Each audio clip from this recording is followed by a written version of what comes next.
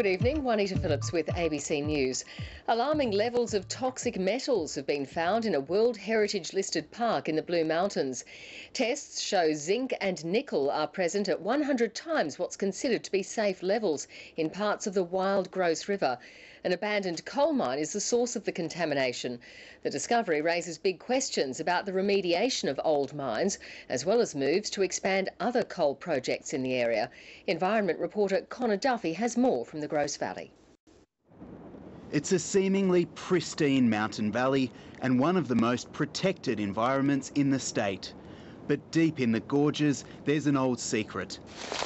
It's hard to find and has been reclaimed by a World Heritage listed forest. Scientist Ian Wright knows the way and is guiding Greens MLC Cate down the valley. Finally, a discharge point for the old Canyon Colliery mine. It was run for 30 years, 10 of those by the company Cate, until it closed in 1997.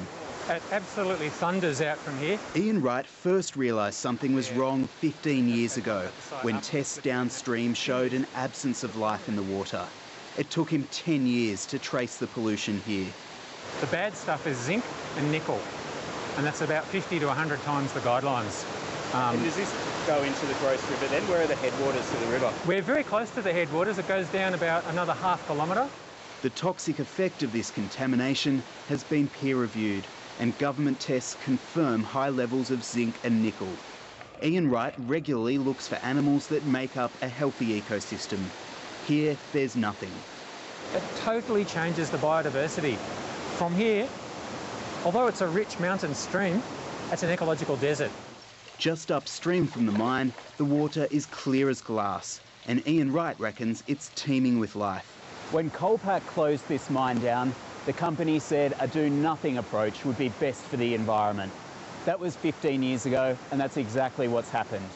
Cate says these discharge points were built before they took over the lease in 1987, and that a new majority shareholder has taken over their company since Canyon Colliery closed in 1997. The mine closure plan was approved by the department and has been substantially completed to its satisfaction. The regulator says removing water would be more damaging to the environment than letting the metals leach out over time. Greens MLC Cate says the proven water contamination shows regulation of old mines is failing. The problem is that no one's taking responsibility for this. We've got the coal company that's long gone, and we've got the two departments that should be responsible for it wiping their hands of it. Cate is currently seeking to expand its mine outside the nearby town of Cullenbullen. Connor Duffy, ABC News, Blue Mountains. And Connor Duffy joins us now. Connor, the regulator has proposed letting the metals just flow out naturally, but realistically, how long is that going to take? It could be a very long time, Juanita. An independent report commissioned by the government found that it could take 110 years for the zinc to get back to natural levels. It also found that the pollution could spread further downstream. At the moment, it's being documented about 15 kilometres away.